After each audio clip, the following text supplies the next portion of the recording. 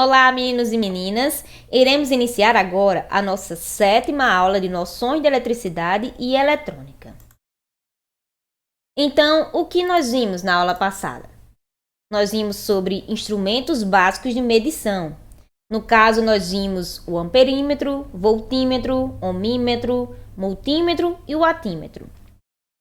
Nós vimos que o amperímetro pode ter uma medição direta e indireta. Vimos a definição de cada um deles, exemplos. Vimos que alguns podem ser portáteis e de bancada, certo? Então, hoje iremos iniciar o nosso estudo através da eletrônica. E o que seria a eletrônica? É o campo da ciência e da engenharia que estuda a forma de controlar a energia elétrica através de dispositivos, meios condutores e semicondutores.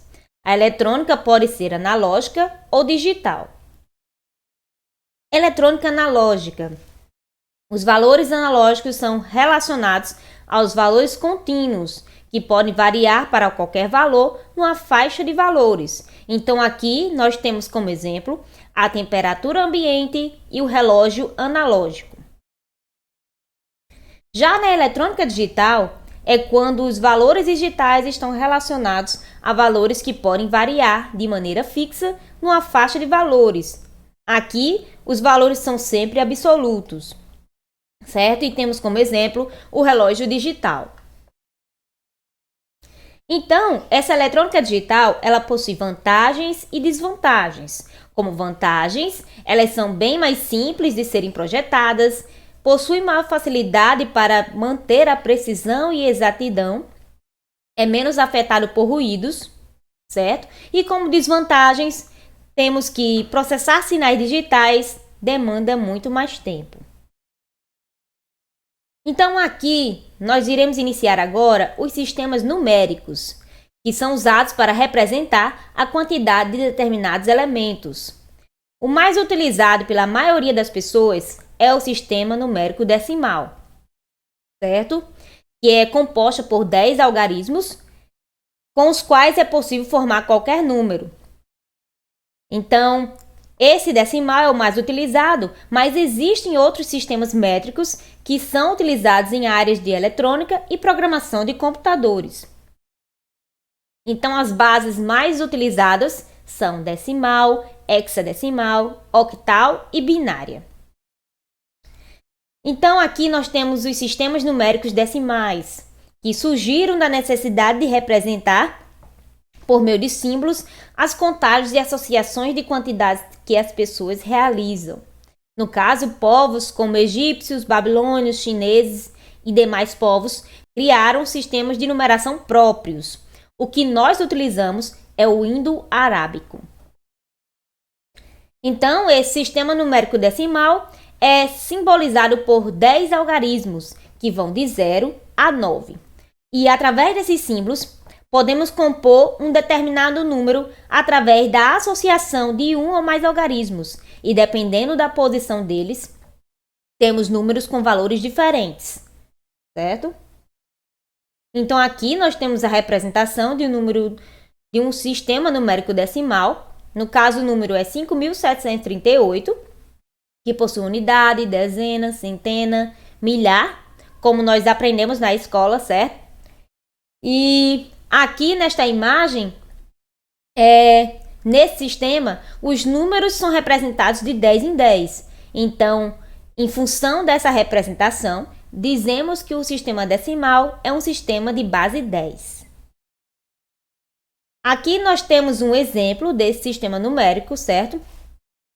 Em que temos o número 30.469 e o número 179.531, em que temos estes números representados pelo sistema numérico decimal, certo? Então, eles são simbolizados da direita para a esquerda. No caso aqui deste número, deste exemplo, nós temos o 9 multiplicado por 10 elevado a 0, o 6 multiplicado por 10 elevado a 1, mais 4 multiplicado por 10 ao quadrado, mais 0 multiplicado por 10 à terceira, mais 3 multiplicado por 10 à quarta, certo? Então, se quisermos saber o peso que esse número tem, eu vou saber através dessa base 10. Então, o 3 tem peso 10 elevado a 4, que é igual a 10.000, certo? E aqui neste outro exemplo, nós fazemos do mesmo modo, da direita para a esquerda, fazendo com cada número, multiplicando pela base 10, certo?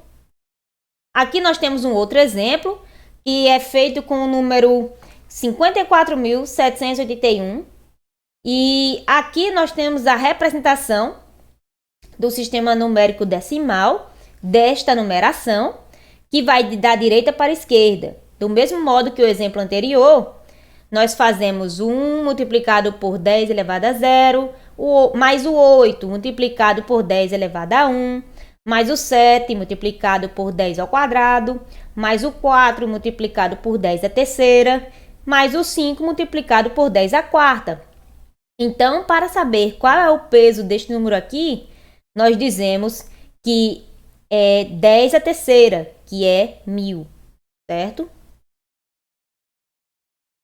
Então, nós temos também o sistema numérico hexadecimal, que é composto por 16 símbolos que vão de 0 a F, certo?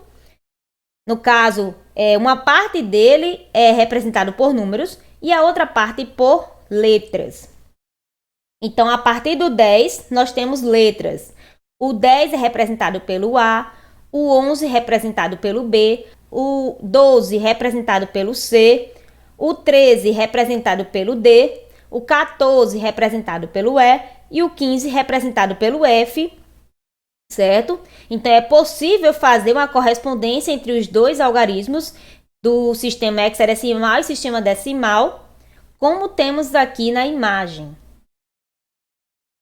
Então, aqui nós temos um exemplo desta representação em hexadecimal, certo?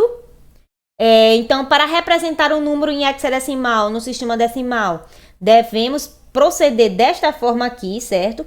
O H simboliza que é um número em hexadecimal. E dizemos que o sistema hexadecimal é um sistema de base 16. Então, aqui nós temos o número 43BC. E queremos representar da forma em decimal. Queremos transformar este número em decimal. Então, multiplicando este número pela base 16, com as suas potências, nós vamos encontrar que vai ser representado por 17.340, certo? No caso, vai pegar aqui o 4, multiplicar por 16 elevado a 3, o 3 multiplicar por 16 elevado a 2. O B vai ser 11 vezes 16 elevado a 1. E o C vai ser 12 vezes 16 elevado a 0. Certo? No caso, vai ser simbolizado da direita para a esquerda. Por isso que o C, que é 12, vai ser multiplicado por 16 elevado a 0 e assim por diante. Então, o número em hexadecimal 43BC vai ser representado em decimal por 17.340. Aqui nós temos um exemplo desse sistema de numeração hexadecimal, né? Que da mesma forma anterior, nós temos a representação de um número em hexadecimal. Como é que eu sei que ele é hexadecimal? Porque no final tem um H representando esse sistema, certo? Então, iremos aqui iniciar pelo C, que representa 12, vezes a sua base, que é 16. E aqui, como ele é o primeiro número que nós vamos representar, então é elevado a 0. Mais o 2, que está bem aqui, vezes 16 elevado a 1. Mais 3 vezes 16 elevado a 2. Certo? Então, este número aqui, 2, tem peso 16, porque é 16 elevado a 1, que dá 16. E o C, que é representado pelo 12 aqui, tem peso 16 elevado a 0 igual a 1. Por quê? Porque todo número elevado a 0 é igual a 1. Certo? Então, aqui nós temos uma representação de um outro valor, mas fazendo da mesma forma a sua representação de um sistema numérico hexadecimal, para descobrirmos o peso que um determinado número tem neste valor, certo? E o que nós aprendemos hoje? Nós vimos sobre eletrônica e a sua definição. No caso, a eletrônica é o campo da ciência e da engenharia que estuda a forma de controlar a energia elétrica.